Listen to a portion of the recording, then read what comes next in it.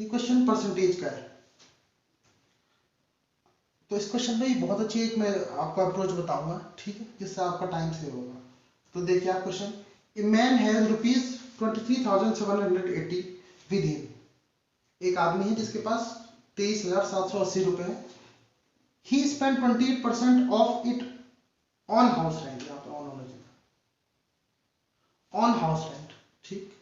उसने 28%, इस मनी का 28% हाउस रेंट में दे दिया, किराए में दे दिया अपने घर के। उसके बाद 40% ऑन फूड, 40% खाने में खर्च हो गया इसी का 23,780 का। फिर उसके बाद 14% ऑन इंटरटेनमेंट, और 14% इंटरटेनमेंट में खर्च हुआ इसका 23,780। सब कुछ जितने भी परसेंटेज कैलकुलेट हो रहे सब इसी पे से हो रहे हैं, ये टोटल है, ठीक है। तो उसके बाद हाँ आगे बढ़ते हैं। And 18% of it he saves. और फिर उसके बाद क्या हुआ कि उसने 18% बचत कर ली, 18% जो है उसने बचत कर ली। तो क्वेश्चन ये कह रहा है कि find the difference between the money he spend on house rent and the money he saves. तो क्वेश्चन ये बोल रहा है कि आपने उन पैसों का अंतर बताना है जो उसने हाउस रेंट में खर्च किए और जितना उसने सेव किया, उन दोनों के बीच का डिफरेंस क्या है। मतलब कहने का मतलब ये कि मान लो अगर उसने 2,000 रुपए हाउस रेंट दिया और उसने 1200 बचाए लास्ट में, तो बताओ कि इसके बीच में कितना डिफरेंस है। तो 800 रुपये डिफरेंस है, ये ऐसे इस तरीके से आंसर हुआ। लेकिन अभी ये नहीं पता कि 2,000 बचाए कितनी, ये मैं एग्जांपल आपको समझाने के लिए बता रहा हूँ, ठीक है। तो आप कैसे करना है क्वेश्चन, ठीक है। सबसे पहले तो आप देखिए इसकी अप्रोच, जो सब लोग ज्यादातर लोग फॉलो करते हैं, ठीक है, वो थोड़ा टाइम कंज्यूमिंग है। लोग क्या करते हैं देखिए, ज्यादातर 28% हाउस रेंट दिया तो वो निकाल लेते हैं, भाई कितना होगा 28% इसका 780 का 28% निकाल लेते तो यहाँ पे कोई नंबर आ जाएगा, ठीक है, उसका हाउस रेंट आ जाएगा यहाँ पे।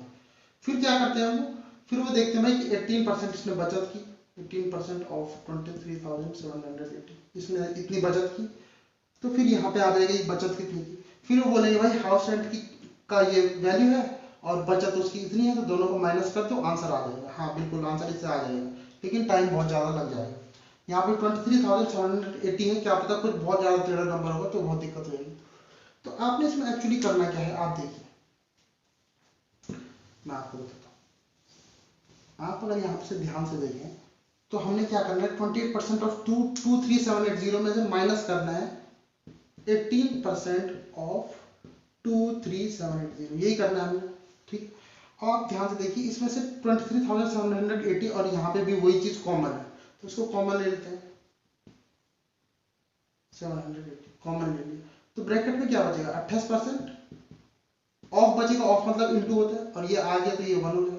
28% इंटू 1, 28% ही हुआ, इसको लिखना नहीं है, माइनस यहाँ पे वैसे ही 18% बच जाएगा, ऑफ यही है तो 1 आ जाएगा, तो उसकी कोई वैल्यू नहीं। अब आप क्या देख रहे हैं, एक चीज देखिए, 28% माइनस 18% कितना होगा, 10% होगा। यानी कि कुल मिलाकर के आपने लास्ट में 23,780 का केवल 10% कैलकुलेट करना है, 10%। और 10% कैसे कैलकुलेट करते हैं, परसेंटेज हटेगा, यहाँ नीचे 100 आ जाएगा, 0 से 0 कैंसिल, 0 से 0 कैंसिल, ठीक है। तो आंसर कितना आएगा आपका, ₹23780, जीरो नहीं सॉरी, सिर्फ ₹2378। ये कैसे आया, 10% कैलकुलेट, 10% करने के लिए आपको इतना करने की जरूरत नहीं है, सीधे एक प्लेस के बाद 0 पॉइंट लगा दो, 0 था यहाँ पे पॉइंट लग जाएगा, तो 2378 आंसर है। तो बेसिकली मैं इस क्वेश्चन में समझाना ये चाह रहा था कि जब दो वैल्यूज का आपको डिफरेंस पूछा हो और पहला जो परसेंटेज हो वो भी उसी वैल्यू से कैलकुलेट हो रखा हो और दूसरा वाला परसेंटेज भी उसी वैल्यू से कैलकुलेट हो रहा हो, तो आपको पहले वाले की वैल्यू अलग से निकालने की जरूरत नहीं है और दूसरे वाले की वैल्यू अलग से निकाल के फिर माइनस करने की जरूरत नहीं है।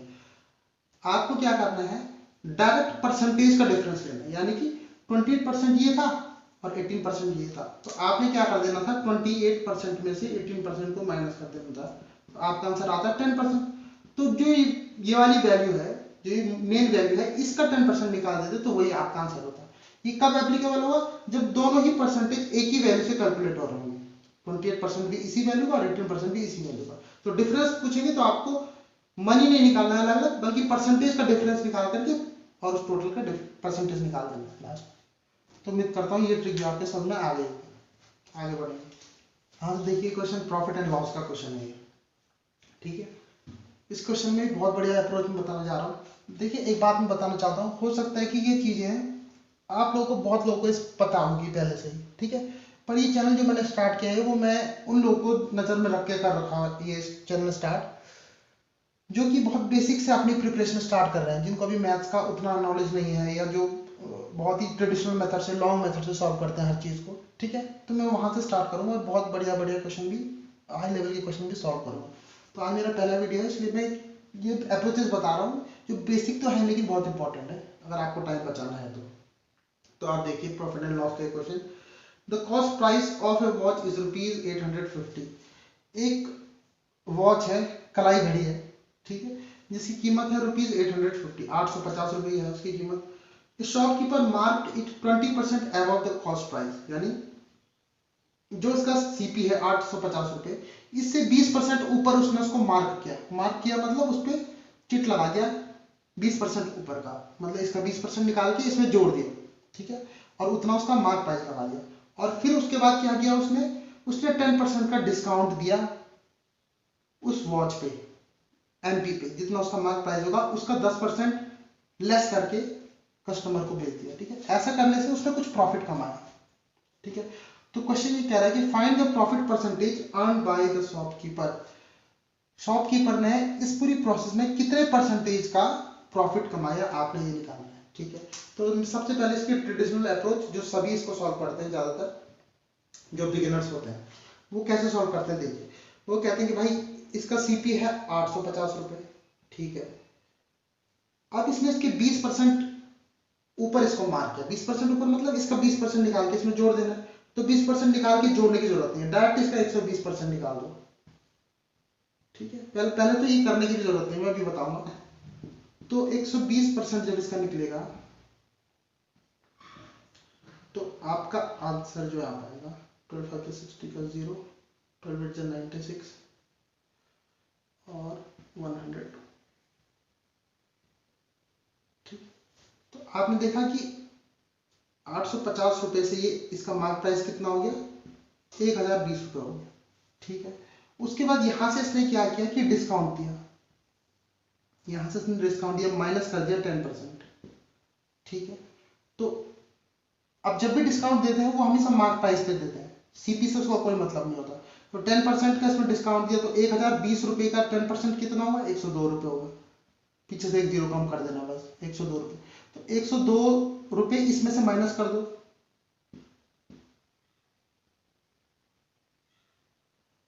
1020 में से 102 रुपये माइनस कर दो, तो कितना आ जाएगा, 918। तो यानी कि उसने इसको बेच दिया 918 रुपये, तो जिसमें बेचता है उसको हम सेलिंग प्राइस कहते हैं, ये सेलिंग प्राइस हो गया। सीपी इसका कितना था, 850 रुपये था। तो आप देखिए इसको कितने का प्रॉफिट हो गया, इसको प्रॉफिट हो गया 918 में से 850 घटा दो, कितना हो जाएगा, 918 में से 850 आपने घटा दिया तो बचेगा कितना, 68 बच जाएगा, ठीक है। तो 68 का प्रॉफिट हो गया। तो प्रॉफिट परसेंटेज कैसे निकालते हैं, प्रॉफिट परसेंटेज कैसे निकालते हैं, ये होता है प्रॉफिट अपॉन सीपी इंटू 100।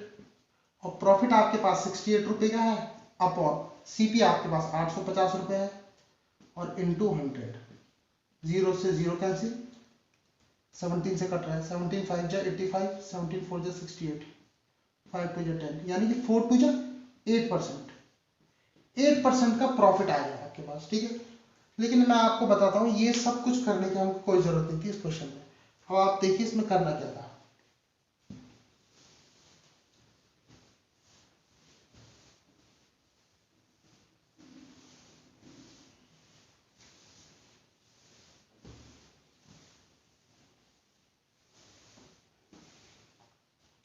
देखिए आपको 850 रुपये से कुछ भी लेना देना नहीं है, आपको मानना है कि इसकी सीपी जो है, इसका कॉस्ट प्राइस जो है वो ₹100 है, ठीक है।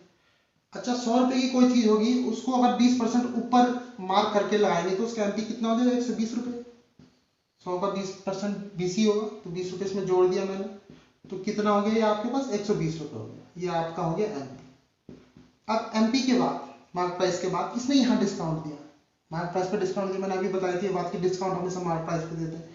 तो मार्क प्राइस पे 10% का डिस्काउंट दिया, मतलब कितना लेस करना पड़ा, 10% का डिस्काउंट दिया, मतलब इसका 10% 12 होगा, 120 का 10% 12, केवल एक जीरो पीछे से हटाना है तो 12। तो 120 में से अगर 12 हम घटा दें तो हमको क्या मिलेगा 108। अब ये 108 में बीता, इसने 10% का डिस्काउंट दिया तो सेलिंग प्राइस कितनी हुई 108, लेकिन ये खरीद के कितने में लाए थे 100 रुपये में, और 100 रुपये में ला करके इसने 108 में बेचा, यानी कि प्रॉफिट कितने का हुआ 8 रुपये। प्रॉफिट 8 रुपये का हुआ, सीपी इसका 100 रुपये था, तो 100 रुपये पे 8 रुपये का प्रॉफिट को क्या बोलेंगे 8% ही तो बोलेंगे, क्योंकि अगर सीपी 100 रुपये है तो जितना भी प्रॉफिट होगा रुपीज में उतना ही परसेंट प्रॉफिट होगा। या फिर आप अगर इसमें कंफ्यूजन हो रहा तो ऐसे निकालो, profit percent is equal to profit upon CP into 100। Profit कितना है 8 रुपये अपॉन सीपी कितना है 100 रुपये इंटू 100, ये फॉर्मूले वाला 100 है, 100 से 100 कैंसिल, बचा कितना 8%, तब भी 8% आंसर आएगा। वैसे सीधे समझने की बात है, अगर सीपी 100 रुपये तो 10 रुपये का प्रॉफिट होगा तो 10% ही आंसर होगा, 8 रुपये का प्रॉफिट तो 8 रुपये आंसर है, क्योंकि सीपी 100 है, परसेंटेज का मतलब ये होता है कि 100 से मानना है। तो इस क्वेश्चन में मैं क्या बताना चाह रहा था आपको कि 850 रुपये यहाँ पे आपको दिए थे, हो सकता है कि यहाँ पे 850 नहीं होता, यहाँ पे होता आपको 1999, इतने रुपए की वॉच थी मान लो, और तब वो बोलता है कि कितने परसेंट का फायदा हुआ, तब भी आपका आंसर होता 8%। आपने देखे इससे पहले मैंने निकाला था 8% ही आंसर आया था। इस चीज से आपको ये पता चलता है जब भी आंसर आपका परसेंटेज में पूछा हो, यानी कि प्रॉफिट परसेंटेज निकालना था आपको, अगर वो बोलता है कितने रुपए का प्रॉफिट हुआ, कितने रुपए का प्रॉफिट, तब हम नहीं बता सकते थे, तब हमको वैसे ही करना पड़ता जैसे पहले मैंने किया था, 68 रुपीज का प्रॉफिट होता था। लेकिन जब वो परसेंटेज की बात करता है तो इसका मतलब आपको इसकी सीपी से कोई भी मतलब नहीं है, एक्चुअल वैल्यू से कोई मतलब नहीं है। यहाँ पे सीपी कुछ भी हो आंसर 8% आएगा, क्योंकि परसेंटेज का मतलब होता है आपको 100 मान के कैलकुलेट करना है, तो 100 मान के कैलकुलेट करने से तो वैसे ही पता चल रहा है 8%। तो सीपी यहाँ पे जो है ये यूजलेस है, और कॉम्पिटिटिव एग्जाम में बहुत बार ऐसा होता है, क्योंकि ऑनलाइन एग्जाम में जल्दी करना है तो वहां पे वो सीपी दे देते हैं, लेकिन अगर कॉन्सेप्ट क्लियर है तो हमें पता होता है कि इस काम को यूज नहीं करना है, ठीक है। और यहाँ पे जैसे मैंने 850 लिख दिया तो 850 नहीं होगा, यहाँ पे वो कुछ ऐसी वैल्यू लिख देंगे जिसका परसेंटेज कैलकुलेट करने में बहुत दिक्कत हो जाएगी, ठीक है। तो आप समझ गए होंगे इस क्वेश्चन से मेरा मतलब। तो जब भी आप ऐसे क्वेश्चन सॉल्व करें तो इन चीजों का ध्यान रखें जो मैंने आज आपको बताई है, ठीक है। ठीक है, थैंक यू।